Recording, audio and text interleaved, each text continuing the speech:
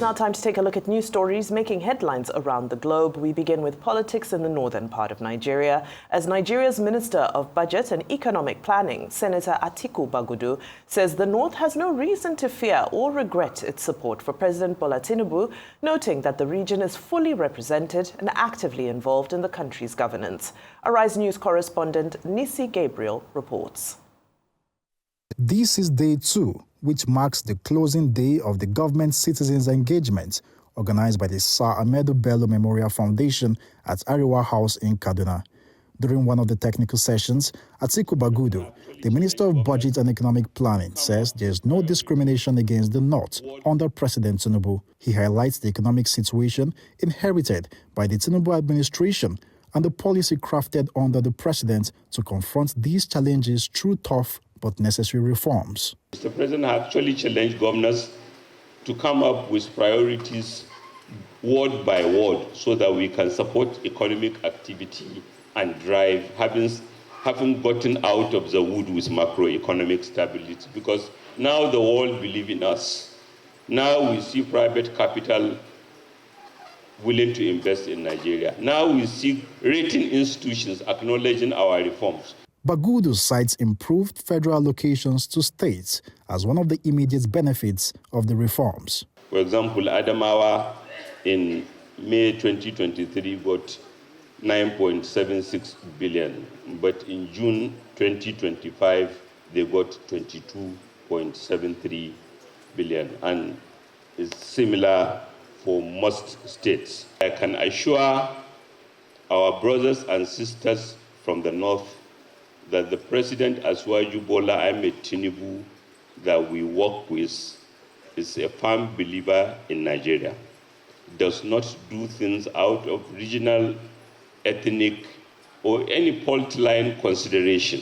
While engaging the audience, the Minister of State for Agriculture and Food Security, Senator Aliyu Sabi Abdullahi, says President Tinubu met a food crisis and responded with bold, data-driven initiatives. In August 2023, President Bola Ahmed Tinubu declared a state of emergency, and as per his own mandate, that state of emergency is still on. So for us as a ministry, the strategy is to ramp up production, because if we have more food, then simple economics, the price of food can come down. The government officials are now urging the North to engage more strategically with democratic institutions, especially in influencing national budgeting. According to them, global confidence in Nigeria is returning, and the North should consolidate its support for the government for a better future. Nisi Gabriel, Arise News, Kaduna. Well, on to politics now, as the presidency last night described as false and unsubstantiated the claim by a former national chairman of the African Democratic Congress, ADC, Nwosu, that he was offered 3 ministerial slots to back out of plans to align with the ADC, with the opposition coalition. Responding through his verified X handle, Special Advisor to President Bola Tinubu on Policy Communication, Daniel Bola, described Nwosu's allegations as a fabrication lacking credibility. Bola added that if such an offer were to be made, it would have come directly from President Tinubu himself and not from any third party. He also questioned Nwosu's failure to name those allegedly involved in the purported offer, saying, and I quote, "The same courage he mustered saying he was promised slots by the officials could have been used in mentioning their names and positions in this government," end of quote. While responding to Bola, Nwosu, who made the position of the party known when he appeared as a guest on Arise News Primetime, said while he would not get into mentioning names, the party was already compiling documents to buttress his claims. The ex-ADC chair stressed that the current leadership of the party was determined to ensure Nigerians got a viable alternative come 2027. Now, finally, to some oil and gas news. The Nigerian National Petroleum Company Limited has confirmed its intention to raise additional funding to complete the rehabilitation of the Port Harcourt Refining Company and the other 2 refineries that it operates. The company also declared that the PHRC is not for sale. Group Chief Executive Officer of NNPC Limited, Bayo Ojulari, made the announcement during a company-wide town hall meeting with the NNPC Towers in Abuja. ending weeks of speculation over the future of the country's most prominent state-owned refining asset. Within 2 decades, from 2002 to 2012, NNPC secured funding approval of over 16 trillion naira for the turnaround maintenance of the Port Harcourt, Warri and Kaduna refineries. It is also actively exploring advanced technical partnerships as part of a renewed strategy to accelerate the rehabilitation of the Port Harcourt refinery. Well, those are our top stories for today. I know news from NNPC almost sounds like, did you watch the movie Groundhog Day, where you wake up every day and it's almost the same headline every other day? So one other thing from NNPC. So the question we should ask with Odilare is, you say you don't want to sell the refinery because you're going to lose the value of what has been invested. So what refinery do you have? And what's the production like? I think the NNPC should be able to tell us how many liters of, hope is not blended petrol, because that refinery in Port Harcourt does not have the capacity. You need to be able to put in something in there, a mechanism that will be able to make it straight on production of petrol. So how many, what's been the level of production of that refinery? Is it the same refinery they talked about shutting down at some point after they just finished the maintenance? So please, see. You see, when former President Olusegun Obasanjo just said this thing, that the best advice he got was just to sell up the refineries for scrap. And he did it. He was spot on them, but you know, some of the ruiners of Nigeria went to sell a dummy to Umar Musa Ardua. 10 years down the line, after 16 billion, the dummy has not still worked. So we can see for ourselves the way the ruiners of Nigeria just keep ruining this country for their own pleasure and for their own benefits. Over $3 billion was spent recently. Where is the money? Somebody was arguing with me. I said, January, didn't NNPC still get some imports in? So why is our refinery that we have fixed not producing? This was a reaction to the backlash of when there was a statement attributed that they made suggestions about sale of the refinery in the first place. So this is just a campaign now, but in their hearts of hearts, are those refineries viable and can they produce? If they can, why are they not producing at the optimal level? Why is it that it's only the Dangote refinery we keep hearing about the scale it got? Because if they are truly producing, we should see the dent of their production on the market. So we are waiting. We'll see how this game plays out. On this last matter about Nwosu, I mean, I support Buala. He who alleges must prove. It's not just a case of coming out to say that some people try to offer you positions, which I think happens during politicking, but you should also be able to prove. Probably if Nwosu gets the fact out and we see for ourselves that overtures were actually made for him to get 3 ministerial positions, then we can probably see it. But it's not out of place, with due respect, where people promise people political positions. We have heard it, and we have seen it happen many times in this country. But on this, until he proves it, and he shows us those that reached out to him, we will not see more. Thirdly, this talk about President Tinubu, trying to win the North. I have just some ground rules. The truth has to be said. See, if you have invested in the North should not feel disgruntled. So this perception of after 2 years, you are using every forum to pitch to the North again that overwhelmingly supported you, is akin to a man that doesn't trust his base. Because if you want to look at it empirically, the North gave President Tinubu a lot of votes. In fact, the North aided President Tinubu to win. So what has happened along the line? So Mr. Bagudu constantly going to say, we have done this, we have increased allocation to the states. States like Kaduna even got more money. The other part of the story Mr. Bagudu forgets is that, number one, the allocation increased because of the devaluation also of the currency. And when you prorate for inflation terms, 12 billion as at 2023 and 42 billion as at 2025, the value of 12 billion as at 2023, when you prorate for inflation, is almost at the cost of the 42 billion today. So when you look at it, this so-called more money, does it really translate to more money? Because I've also had a chance to speak with some state governors. I'll say the cost of those road projects have also increased. The cost of doing infrastructure in the state have also increased. And these were part of the things promised from the subsidy removal. So because we're so quick to argue this, make this argument, and the question is, can we compare in dollar terms the value of the 12 billion in 2023 to the value of the 42 billion today? What they will not also say in the argument is that the 12 billion then was about 500-600 naira to the dollar or less than that. The value of the 40-something billion is divided by 1,500 or 600. So let's make this argument holistically. Yes, more money in naira terms have gone, but also it's a devalued and highly inflationed naira. Just for clarity's sake. Well, the two-day civil society government engagement that was held under the auspices of the Sir Ahmadu Bello Foundation came out with a communique. That is what is new in the conversation, because we took this same subject yesterday. And in the communique, by way of summary, the northern stakeholders concluded that President Bola Ahmed Tinubu is doing a lot, is making a difference, but that they want more.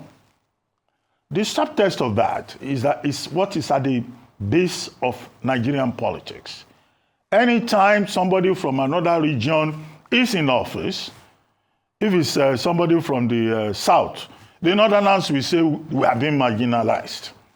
If it is somebody from the south, the north that is there, southerners will say we are being marginalized. So there is the politics of marginalization, which is also tied to the division, to the lack of unity, cohesion, integration in the country. So it doesn't even matter if allocation to northern states improved by 500%. You will still get the message that we want more.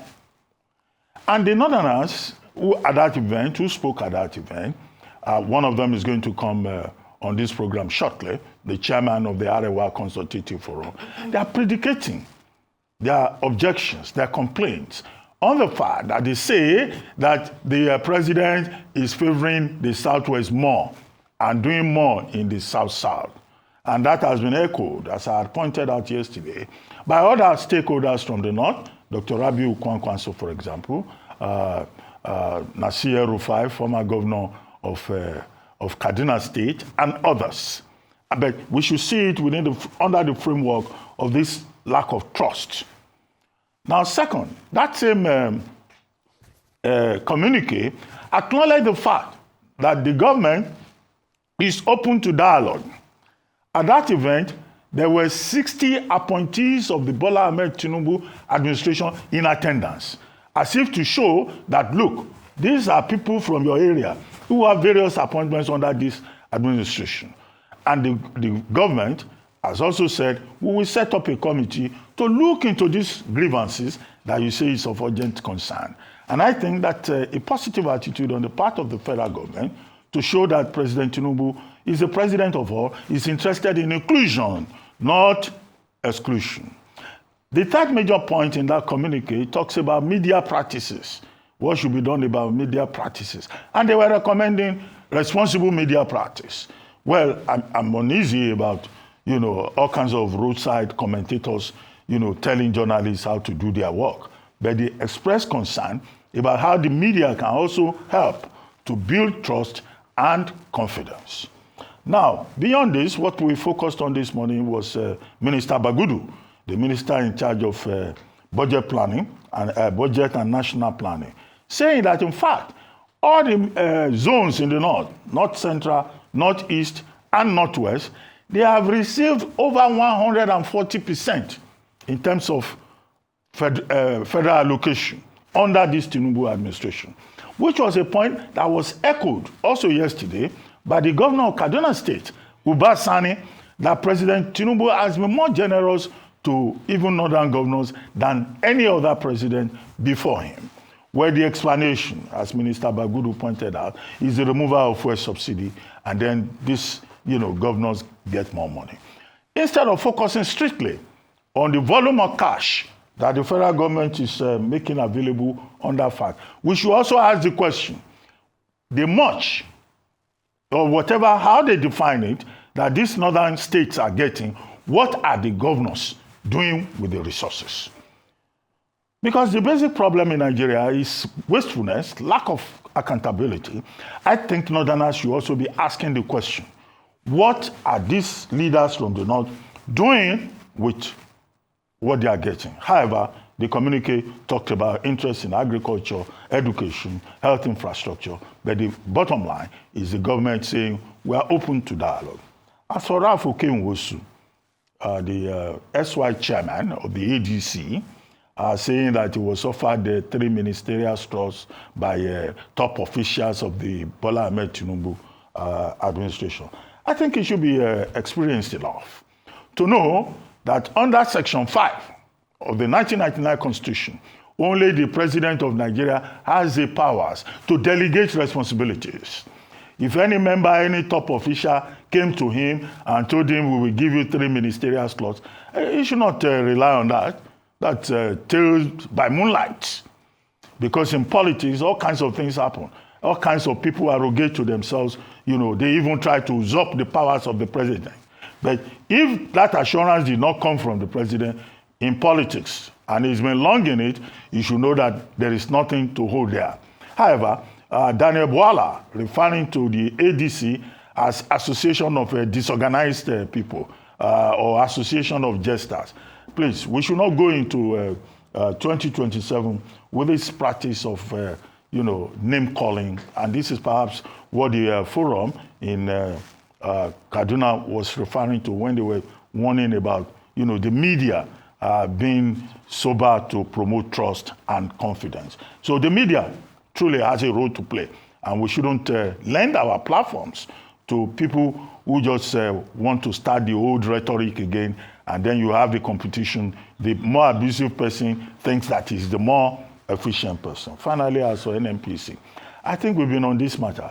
18 trillion plus, in fact 20 trillion plus, gone down the drain over the assumed, supposed rehabilitation of Port Harcourt, Kaduna, Warri refineries. We have on this same table talked about how those refineries were operating at a loss. When those refineries were audited, they were paying salaries, they were doing projects, but they are not in operation. The Port Harcourt refinery, we were told had been technically completed. Meanwhile, it was only one phase of it. Even in that completion, that location had no fence. There were cases of vandalism, even as they were doing the rehabilitation. And then at the end of the day, all the money just disappeared. And an informed person in that industry, Alhaji Aliko Dangote, only recently expressed the view that those refineries cannot function. They should be sold for scrap. And that is the view that is held by many players in the industry. Now, Ojulari, who was given a four-item agenda by President Bola Ahmed Tinubu, that was to ensure efficiency, now comes around and says, we are not going to sell those refineries, we're going to rehabilitate them, we're going to do this and that. What does he think he's saying? So what magic is he going to perform that other GMDs before him did not try? Nigerians have lost faith in the capacity of the Nigerian government to manage refineries, and this is a black hole in the finances of the federal government of Nigeria. Those refineries should be shut down. Even the technology in those refineries is obsolete. So what are they rehabilitating? But they can sell existing assets, the land and all that, and private investors can use those assets and convert them in ways that they deem best, so that those assets can serve a catalytic effect. We cannot have in Nigeria assets that are serving a paralytic effect on the economy.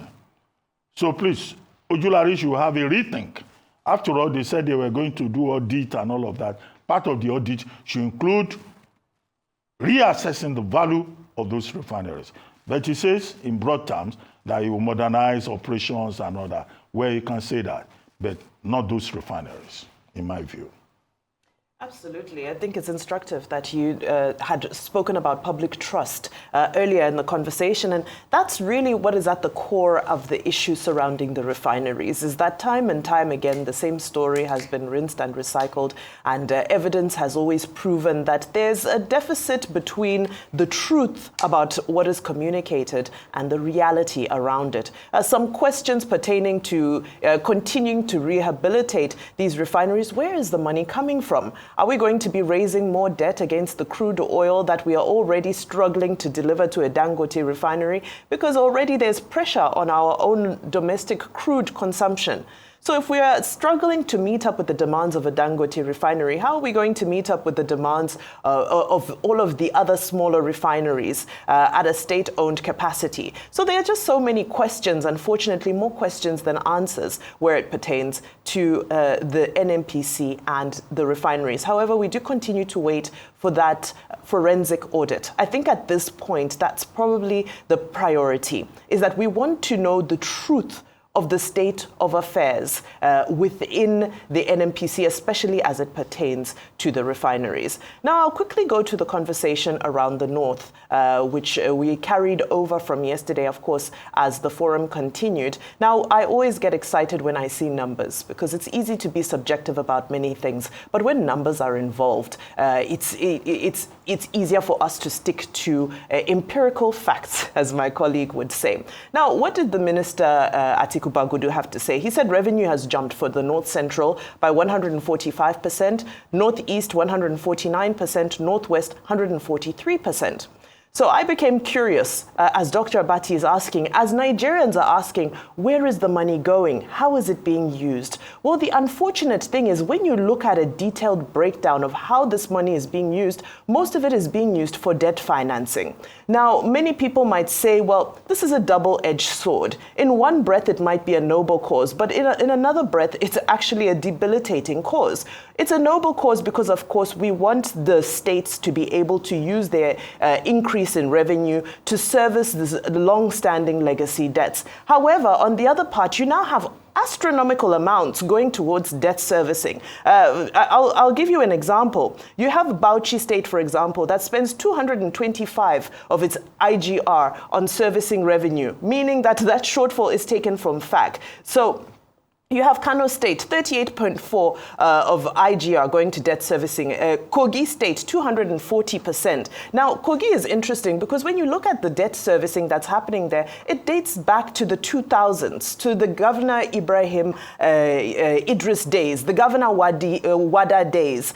So what are the subnationals doing? Whereas economics and fiscal finance experts will tell you that the benchmark for what you spend on debt servicing should be between 25 to 30% at the very, very maximum. We have our subnationals spending a big chunk of their increased revenue to try and repay debts, and then there's nothing left for development, which exposes a great degree of fiscal vulnerability and fiscal fragility. Now, where is the sense in that? Yes, it's important to service those debts, and many of these people didn't take out these debts on their own. However, there needs to be a degree of intellect when it comes to how we do this, because you can't have northern states spending almost 300% of IGR on servicing debts and then not leaving anything for developmental projects. So again, unfortunately, or rather fortunately, in this case, a lot of this conversation needs to be happening at the subnational level.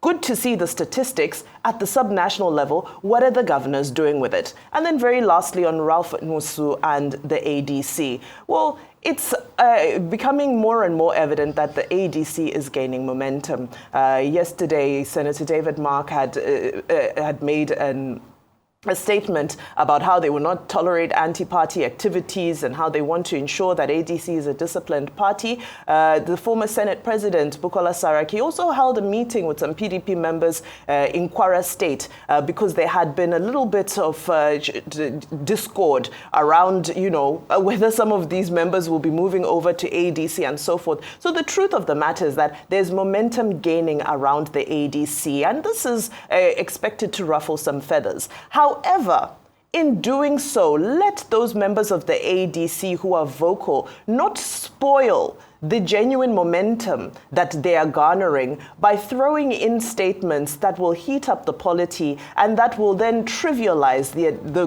good strides that they are making in developing themselves as a viable opposition party.